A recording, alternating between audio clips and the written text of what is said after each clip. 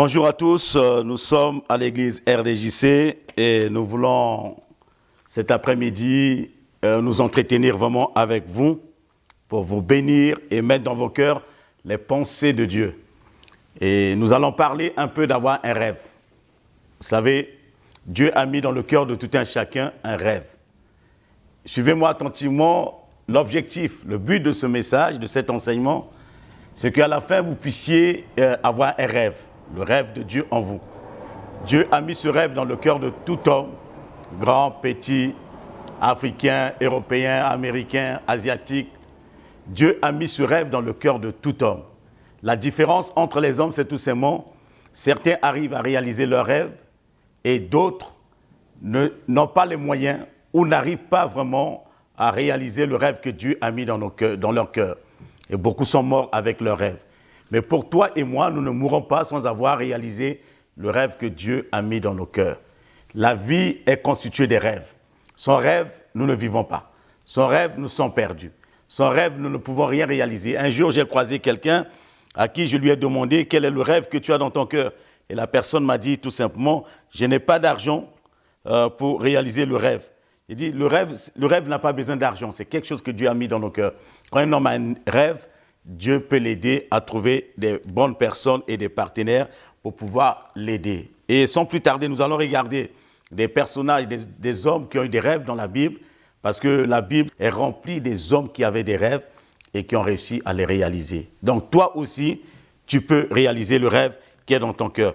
Prends ta Bible avec moi dans le livre de Genèse au chapitre 40, à partir du verset 9. La Bible nous dit ceci.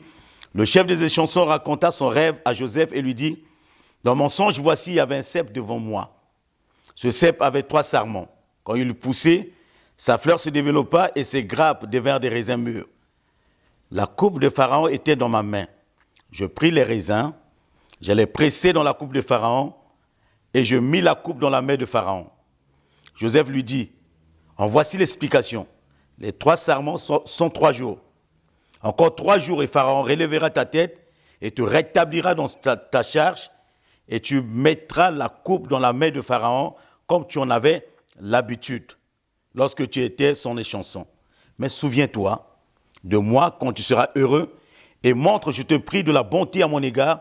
Parle en ma faveur à Pharaon et fais-moi sortir de cette maison car j'ai été enlevé du pays des Hébreux et ici même je n'ai rien fait pour être mis en prison. Vous voyez, Joseph était un homme, un garçon qui avait aussi un rêve dans son cœur, dans son jeune âge. Quand il était adolescent, il a rêvé, Dieu a parlé dans son cœur de l'élever, de faire de lui du bien, de le bénir. Mais au fur et à mesure qu'il expliquait à sa famille, son rêve était en train de s'évanouir, de s'évaporer et de mourir. Parce que ceux à qui il a expliqué le rêve, ce n'étaient pas des bonnes personnes. Nous devons toujours faire très attention quand Dieu a mis quelque chose dans nos cœurs, de savoir à qui en parler.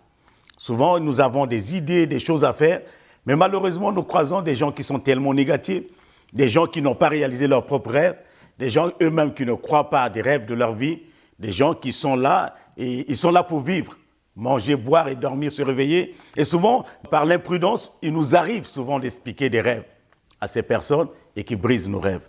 Tout homme est né avec un rêve. Dites-moi tout simplement qui la nuit ne rêve pas. Il vous est déjà arrivé un jour de rêver. Mais le rêve dont je veux parler, je veux faire appel à votre imagination. Le rêve de Dieu, l'imagination. Vous imaginez, c'était le 8 octobre 1890 que quelqu'un du nom de Clément Ader, il a été le premier homme à inventer ce que nous appelons aujourd'hui l'avion. C'était le premier homme. C'est lui qui a commencé. Il a certainement vu l'oiseau voler. Et il a essayé, parce qu'il appelait l'oiseau, parce que ce mot en latin signifie tout simplement l'oiseau. Avion signifie en latin l'oiseau.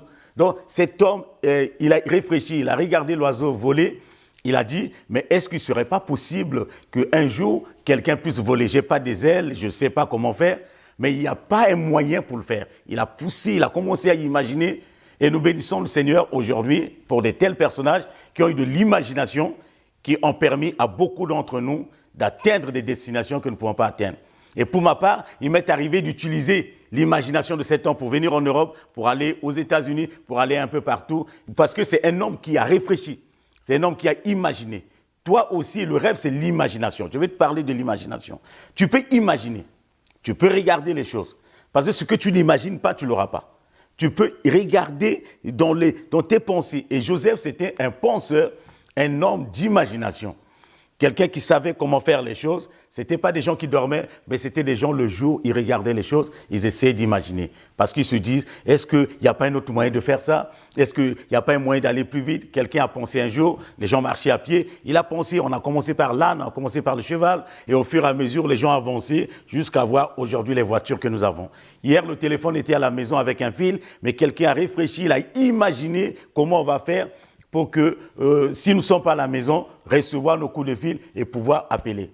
Et là, nous avons les téléphones portables, beaucoup de choses. Mais là où tu es, là où tu vis, dans ta famille, il y a une imagination que Dieu va te donner. Il faut imaginer comment faire sortir la famille de la pauvreté, comment faire pousser les enfants à aller plus loin dans les études. Imaginez comment vivre heureux, comment faire certaines choses. Ça, c'est dans notre domaine que Dieu nous a donné. Et Joseph arrive en Égypte comme esclave, parce que son rêve ne s'est pas réalisé. Personne ne voulait que son rêve se réalise. Personne ne voulait collaborer avec lui pour que son rêve puisse voir le jour. Peut-être que là où tu m'écoutes, tu es assis, les gens ne veulent pas collaborer avec toi. Tu as expliqué plusieurs fois tes rêves à des gens. Tu as essayé plusieurs fois. Mais je montrerai des personnes à qui tu dois expliquer ton rêve et avec qui tu dois collaborer pour que ton rêve se réalise. Premièrement, il faut que tu collabores avec Dieu. Il faut que tu collabores avec Dieu. Il faut que tu puisses découvrir ton rêve dans la vie de Christ. Et il faut laisser le Saint-Esprit t'aider à la réalisation de ton rêve. Ça, c'est les 3 premiers points au départ. Mais aussi, il y a les 4e points que nous allons décortiquer et regarder. Il faut aussi croiser de bonnes personnes. Les personnes qui croient à ce rêve-là.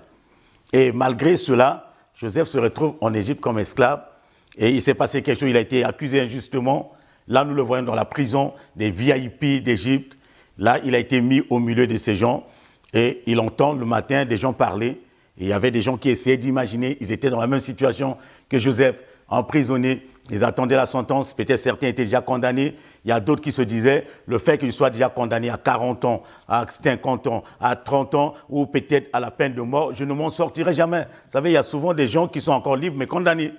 C'est-à-dire, ils vivent, ils sont libres chez eux, mais ils sont condamnés. C'est-à-dire, ils se disent que je ne pourrais rien faire, je suis condamné à vivre dans la misère, je suis condamné à vivre dans la maladie m'a condamné, la famille m'a condamné, la société m'a condamné, les gens m'ont condamné, tout ce que les gens disent sur moi, et puis détruisent ma vie. Et combien de gens que nous avons croisés, des enfants, pour dire « Ah, mon père disait toujours ça sur moi, la famille disait toujours ça sur moi, c'est pour ça que je suis devenu. » Ça, ce n'est pas des excuses, nous ne sommes pas des victimes. Nous pouvons tout changer parce que la Bible dit « En Christ, tout est possible. » Nous pouvons tout changer, nous pouvons tout transformer. Et si en Christ, nous pouvons être des nouvelles créations et nous pouvons changer les choses. Ce n'est pas une fatalité. Même si les gens ont dit des choses sur toi, la malédiction de l'homme peut être par la bénédiction de l'Éternel. Parce que c'est l'Éternel qui ôte la malédiction sur nos vies. Quand Jean voit Jésus, qu'est-ce qu'il dit aux disciples qui étaient là? C'était des gens qui étaient condamnés à faire la pêche. C'était des gens qui étaient condamnés à prendre la mer tout le temps, avec tous les risques que cela comporte. Mais quand Jean-Baptiste plutôt, il a vu Jésus passer, il a dit, voici l'agneau de Dieu, celui qui ôte la malédiction, celui qui ôte le péché, celui qui ôte la poisse, celui qui ôte tout ce qui pèse sur nous, celui qui nous délivre de nos chaînes. La réaction des disciples a été immédiate, parce que quand ils ont entendu, c'est celui qui ôte la malédiction, ils n'ont pas attendu. Jean n'a pas encore terminé sa phrase, qu'ils ont déjà abandonné Jean, ils ont commencé à suivre Christ. Mais avant même qu'on termine cela, abandonne et suis Jésus. Abandonne cela, c'est possible. Quel que soit ce qui a été dit sur moi, mais moi-même qui te parle, combien de gens ont dit que tu ne pourras pas, que tu ne t'en sortiras pas. Mais si j'avais compris cela, je serais un homme libre tout en prison. Il y a des gens qui vivent dans la liberté, ils peuvent se balader, mais ils sont en prison parce qu'ils ne se sortent pas. Parce que seuls ceux qui sont en prison ne peuvent pas entreprendre, ne peuvent pas faire des choses, ne peuvent pas réaliser des choses. Et beaucoup de gens sont assis, personne ne les empêche de bouger, personne ne les empêche de voyager, personne ne les empêche de réussir dans les affaires. Mais malheureusement, ils sont là parce qu'ils n'ont pas d'imagination et ils n'ont pas de rêve. L'objectif, le but de ce message, c'est de mettre dans ton cœur un rêve.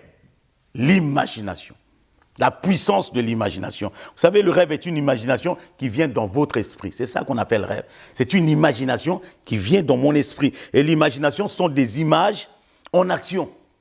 C'est ça qu'on appelle imaginer. Des images en action, des photos que Dieu, par son esprit, grave dans votre mémoire. Ce sont des photos.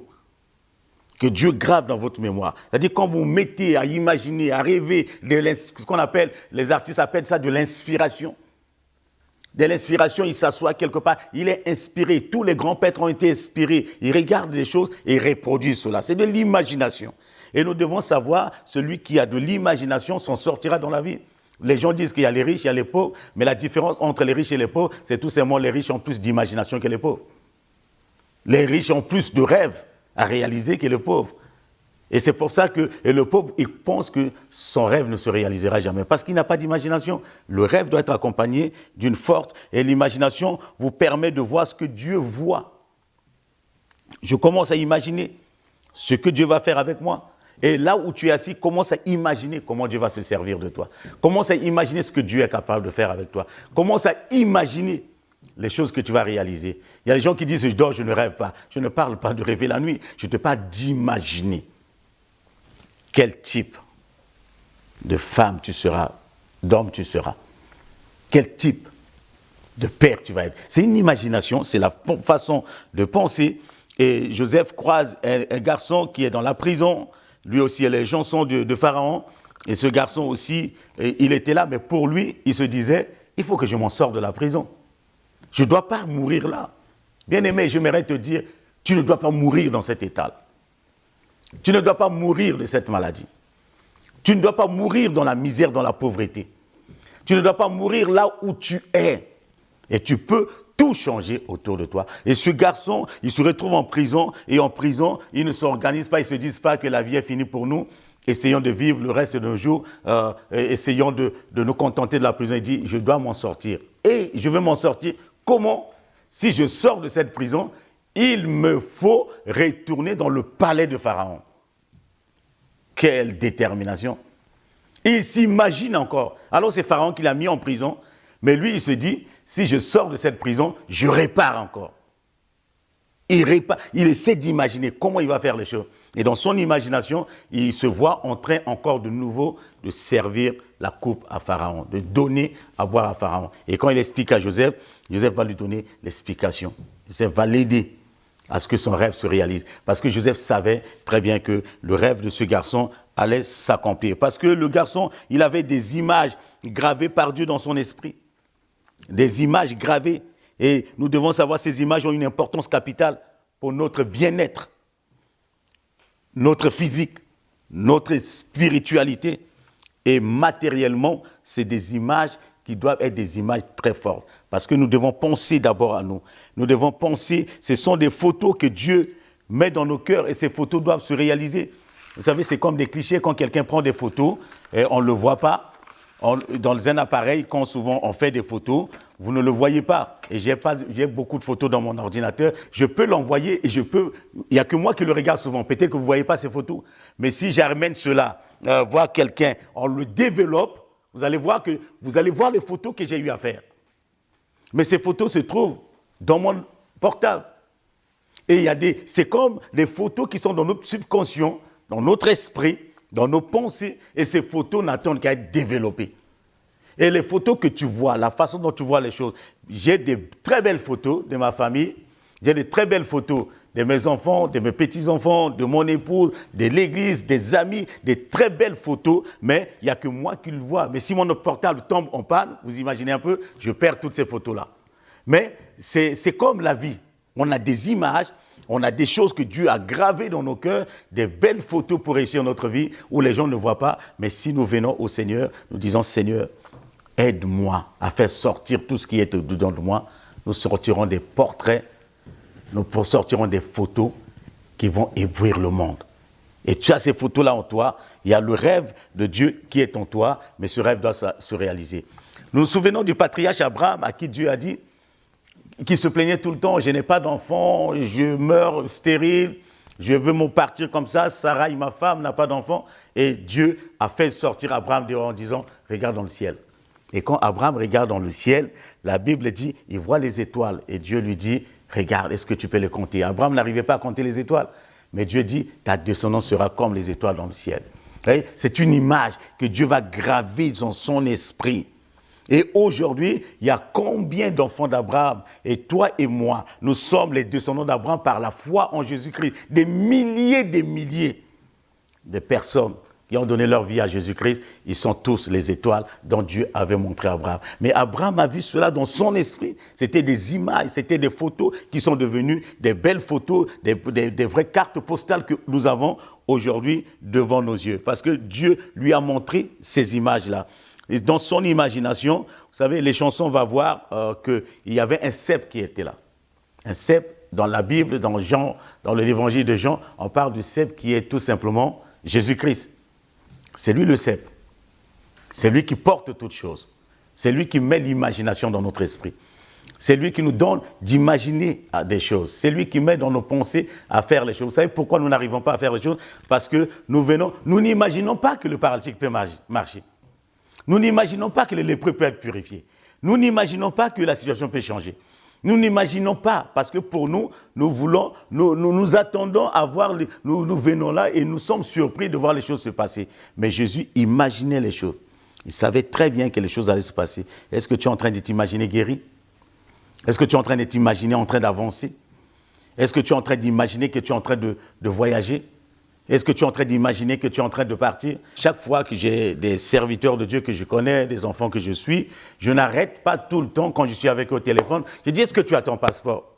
Mais ça fait des années que je répète la même chose. Et à un, il dit, j'ai pas encore mon passeport. Je l'ai dit, mais de toutes les façons, tu n'accompliras pas la parole de Dieu, aller sur les extrémités de la terre. Comment tu vas commencer? Parce que pour lui, il faut qu'il y ait un voyage pour que je fasse le passeport. Mais non, il faut d'abord imaginer. Il faut d'abord les choses. Il y a des gens qui disent que je n'ai pas de voiture, comment voulez-vous que je passe le permis? Mais c'est la mauvaise façon de penser. Tant que tu n'as pas le permis, tu n'auras pas de voiture. On commence déjà à imaginer les choses. Et si quand quelqu'un qui imagine, qui veut aller loin, il commence d'abord par faire son passeport, même s'il n'a pas de proposition de voyage. Mais c'est sûr et certain, le jour où il aura un passeport, le voyage va commencer à s'annoncer. Parce que le passeport ne sera pas expiré, sans pour autant que la personne voyage. Mais beaucoup de gens attendent. Ils attendent que Dieu fasse les choses pour eux, alors que Dieu nous pousse à imaginer. Le sermon, il parlait du temps. Il y a un temps que Dieu veut réaliser des grandes choses. Il y a un temps de Dieu. Mais si nous ne voyons pas ce temps, nous ne ferons rien dans notre vie. Parce que Dieu fait toutes choses belles en son temps.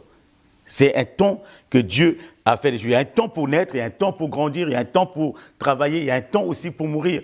Mais nous n'avons pas seulement le temps de naissance et le temps de la mort. Mais nous devons avoir aussi le temps pour nous réjouir. Nous devons aussi le temps pour nous marier. Nous devons aussi avoir le temps pour jouer avec nos enfants. Nous devons aussi avoir beaucoup de temps de vivre dans l'abondance, dans la paix et dans la joie. Ce temps-là. Et ce garçon savait très bien, Joseph lui a dit, le temps, le serment, c'est le temps fixé par Dieu. Et Dieu a fixé un temps pour tout un chacun. Dieu a fixé le temps de la réalisation de nos rêves. Un rêve a un temps pour s'accomplir. Ton rêve, tu ne vas pas le réaliser à 70 ans. Le rêve se réalise jeune. Et à 70 ans, on apprécie ce qu'on a fait. À 50 ans, on va apprécier ce qu'on a vécu. Le rêve, Dieu met le rêve, et toutes les personnes que j'ai vues dans la parole de Dieu, ils ont commencé à rêver très jeunes. Ils ont des rêves au-dedans d'eux. Et beaucoup de gens ont arrêté de rêver. Mais j'aimerais stimuler le rêve de Dieu dans ton cœur. Et parler un peu de la fleur qui était là. La fleur, c'est le peuple, les personnes que Dieu met autour de nous pour pouvoir nous aider. Il y a un temps où Dieu va permettre que nous croisons des bonnes personnes. Et se croiser des bonnes personnes, le temps est arrivé que nous croisons ces bonnes personnes. On parle des raisins verts, des raisins mûrs. Je ne parlerai pas, c'est le développement, c'est la maturité spirituelle, des choses qui peuvent nous rendre capables de faire les choses pour avancer. J'aimerais bien aimer te dire tout simplement, aie de l'imagination. Commence à imaginer. Si quelqu'un n'avait pas pensé avoir un bateau, nous n'aurions plus de bateau aujourd'hui. De l'imagination. La télé, c'est dans le domaine de l'imagination. Quelqu'un a imaginé comment on peut faire les choses. Et aujourd'hui, par ce moyen que quelqu'un a imaginé, vous êtes en train de me recevoir chez vous. Nous sommes en train de nous voir, nous sommes en train de nous parler. C'est de l'imagination. Et ce qui manque aujourd'hui à beaucoup d'enfants de Dieu, c'est de l'imagination. Et celui qui imagine les bonnes choses pour sa vie, qui a des très belles photos pour sa vie, réussira. Nous avons vu, je ne parle pas de Panetier, qui avait une mauvaise image de lui-même. Beaucoup de gens meurent parce qu'ils ont une mauvaise image d'eux-mêmes. Beaucoup de gens échouent parce qu'ils ont une mauvaise image d'eux-mêmes. Ils renvoient à eux-mêmes une mauvaise image. Ils ne s'imaginent pas qu'ils peuvent s'en sortir. Ils se croient les plus derniers de tout le monde. Ils n'osent pas faire les choses. Ils ne peuvent pas avancer. Et l'apôtre Paul dira un jour aux Romains, « J'ai eu un vif désir. » J'aimerais lire cela avec vous, si vous permettez, parce que Paul aussi, c'était un des grands rêveurs de l'époque, quelqu'un qui avait beaucoup d'imagination et quelqu'un qui rêvait de faire des grandes choses, parce que lorsqu'il a appris que l'évangile était annoncé aussi à Rome, l'évangile était à Rome, il va écrire aux Romains qui voulaient aller les voir. Écoutez ce qu'il va... Écoutez, lisez avec moi, c'est dans Romains chapitre 1er. Paul, serviteur de Jésus-Christ, appelé à être apôtre, mis à part pour annoncer l'évangile, qui avait été promis auparavant de la part de Dieu par ses prophètes dans les Saintes Écritures et qui concerne son fils, né de la postérité de David selon la chair, et déclaré fils de Dieu avec puissance selon l'esprit de sainteté par sa résurrection d'entre les morts. Le verset 5, Jésus-Christ notre Seigneur par qui nous avons reçu la grâce et l'apostolat pour amener en son nom à l'obéissance de la foi tous les saints parmi lesquels vous êtes aussi, vous qui avez été appelés par Jésus-Christ, à tous ceux qui, à Rome, sont bien-aimés de Dieu, appelés à être saints, que la grâce et la paix vous soient données de la part de Dieu, notre Père et du Seigneur Jésus-Christ. Le verset 8, je rends d'abord grâce à mon Dieu par Jésus-Christ au sujet de vous tous, de ce que votre foi est renommée dans le monde entier. Dieu que je sers en mon esprit dans l'évangile de son Fils, mes témoins, que je fais sans cesse mention de vous, demandant continuellement dans mes prières d'avoir enfin par sa volonté le bonheur d'aller vers vous. Vous savez, il dit quoi? Il dit, il n'arrête pas de prier parce qu'il veut aller à Rome. Il s'imagine à Rome, en train d'annoncer l'évangile dans les rues de Rome. Il s'imagine devant l'empereur, en train de parler à l'empereur. C'est son rêve. C'est un rêve fou que Paul avait dans son esprit. C'est quelqu'un qui a grandi en Israël, qui était là, qui était dans le judaïsme, qui persécutait les chrétiens. Et son histoire, nous le connaissons, vous pouvez le lire dans Actes des Apôtres, à partir du chapitre 9. C'est là où tout va basculer dans sa vie, pas dans le bon sens bien sûr, en allant à Damas, à la recherche des chrétiens qui s'étaient éparpillés partout, et il croise le Seigneur sur le chemin. Il tombe, et le Seigneur va lui dire quelque chose. Il dit, cet homme est un instrument. Entre mes mains, je lui montrerai, je l'amènerai devant les rois, je l'amènerai partout. Voilà pour lui le rêve. Une parole crée un rêve dans son cœur. Vous savez, il y a des gens qui veulent le mais quand vous écoutez la parole de Dieu, c'est un rêve que Dieu est en train de graver dans votre cœur. C'est des photos que Dieu met en vous. C'est des images gravées que Dieu est en train de vous donner. C'est des choses qui ne doivent pas vous quitter. Vous voyez un miracle se produire devant vos yeux, vous dites, je veux le faire. Vous voyez quelqu'un annoncer l'évangile, dit je vais être ça. C'est une image, c'est une photo, c'est quelque chose. Et Paul, il reçoit une parole, on dit c'est un instrument. Je l'amènerai devant le roi. Et à ce moment-là, vous savez à l'époque, pourquoi il voulait Rome? Rome, c'était la capitale du monde. C'est la capitale de l'Empire romain. César régnait partout. C'était l'endroit le plus visité du monde, si je peux dire. Parce que les gens allaient là-bas. Les gens aimaient Rome. Et Paul, pour lui, son rêve, ce n'était pas de prêcher dans les synagogues. Il a prêché dans les synagogues. Ce n'était pas de prêcher devant le Sanhédrin, parce qu'il était membre du Sanhédrin. Donc, pour lui, son rêve de prêcher à Rome. Parce que l'empereur se trouvait à Rome. Et il voulait, et il dit à ses frères, il a écrit à l'église, il dit, je fais sans cesse mention de vous, demandant continuellement dans mes prières d'avoir enfin par sa volonté le bonheur d'aller vous voir. Je désire vous voir pour vous communiquer quelques dons spirituels afin que vous soyez affermis, ou plutôt afin que nous soyons encouragés ensemble au milieu de vous par la foi qui nous est commune à vous et moi. Je ne veux pas vous laisser ignorer, le verset 13, frères, que j'ai souvent formé le projet d'aller vous voir afin de recueillir quelques fruits parmi vous comme parmi les autres nations. J'en ai été empêché. Vous savez, le désir de l'apôtre Paul, c'était d'aller à Rome. Le rêve, c'est un désir, un vif désir.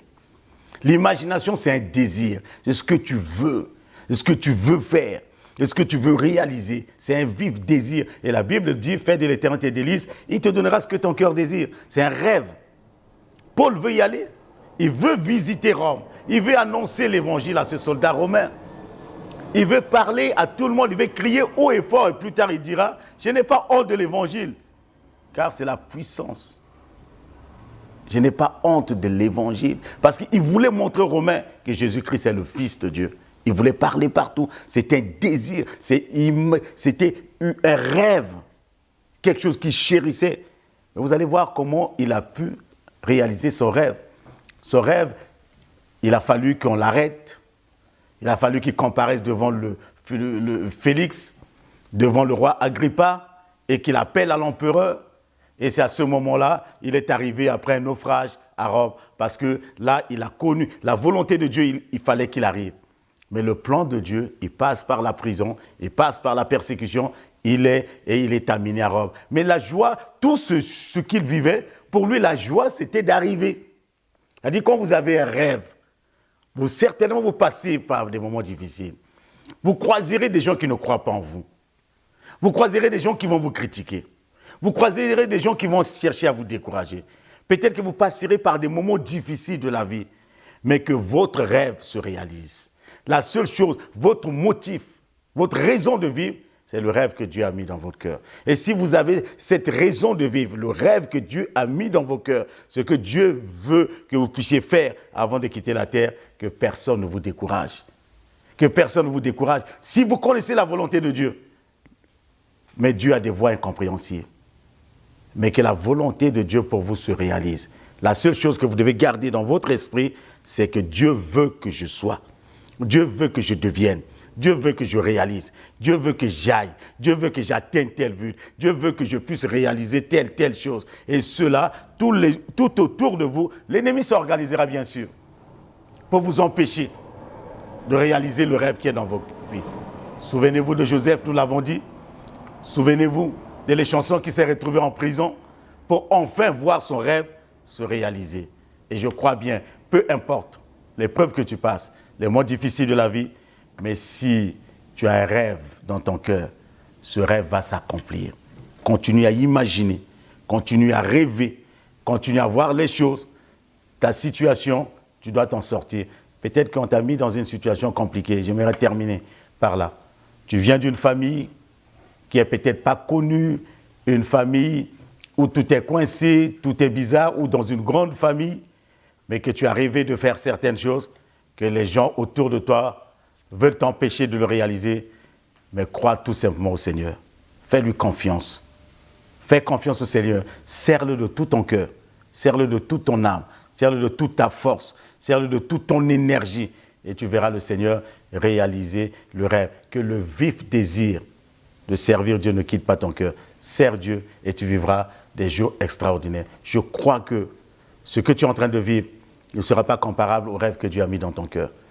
Je te vois déjà arriver à réaliser ton rêve, à accomplir des grandes choses. Si tu n'as pas un rêve, mais commence, je t'ai dit, c'est l'imagination.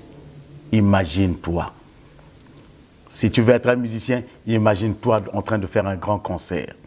Si tu veux être un homme de Dieu, imagine-toi en train de gagner des milliers de gens au Seigneur.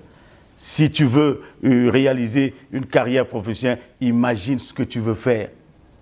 Il y a des gens qui sautent de gauche à droite, ils n'ont pas d'objectif précis et qui ne s'en sortent pas. Commence à imaginer ta future femme, commence à imaginer ton futur mari, commence à imaginer les études de tes enfants, commence à imaginer le quartier dans lequel tu vas vivre, commence à imaginer ce que tu vas réaliser. Ma vie, si je suis aujourd'hui, je vis quelques années, quelques décennies en Europe, parce qu'un jour, j'ai rêvé de ça. J'ai rêvé de ça, je n'étais qu'élève. J'ai rêvé de ça. J'ai dit à ma belle famille qu'un jour, je prendrai mon épouse et nous allons vivre en Europe. Parce que j'imaginais cela. Mais quand vous me regardiez à l'époque, j'étais tout maigrichon. Pas de moyens, rien. Je n'avais même pas de quoi m'acheter le petit déjeuner le matin. Je n'avais même pas de quoi m'acheter moi-même les baskets. Je n'avais même pas de quoi me nourrir personnellement. Mais comment je pouvais, à ce niveau-là, dire que je pouvais aller vivre en Europe? Qui pouvait croire à cela?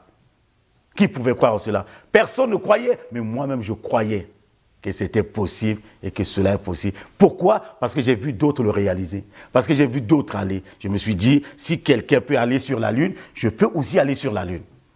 Si quelqu'un peut toucher le soleil, je peux aussi toucher le soleil.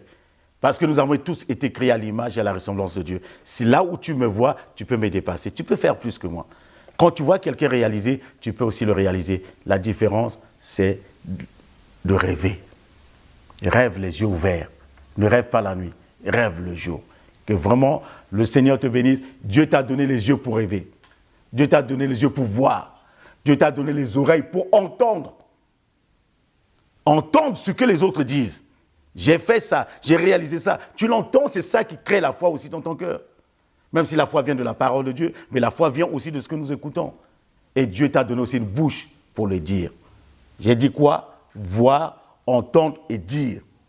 Je répète encore, voir, entendre et dire. Ce que tu dis, c'est ce que tu vas finir par croire et c'est ce qui va commencer à se réaliser. Que le Seigneur te bénisse et qu'il te garde dans sa paix. Que ton rêve se réalise au nom de Jésus-Christ. Amen. Sois béni.